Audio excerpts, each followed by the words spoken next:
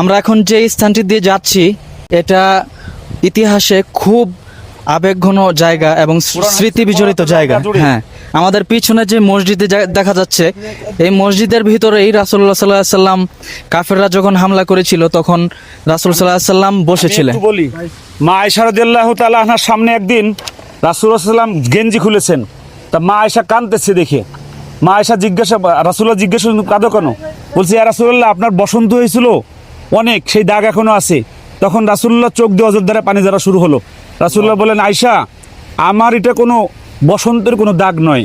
আমি তায়েফে আল্লাহর দিনের দাওয়াত দিতে গেলে আমাকে যে পাথরের আঘাত করেছিল সেই আঘাতের দাগ এখনো আমার শরীরে আছে। ঠিক সেই জায়গাটা যেখানে রাসূলুল্লাহ এসে বসছিলেন, এই জায়গাটা আজকে আমি দেখছি। আমরা देखो हम किस नबी की कौम हैं, हम कितने खुशनसीब हैं कि हम उस नबी की कौम हैं जिसके लिए सभी नबियों ने अल्लाह से दुआ की।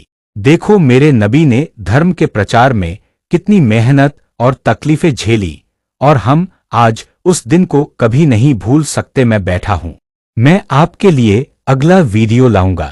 कृपया वीडियो को लाइक, शेयर और सब्सक्राइब करें और कमेंट लिखना न भूलें। अल्हम्दुलिल्लाह।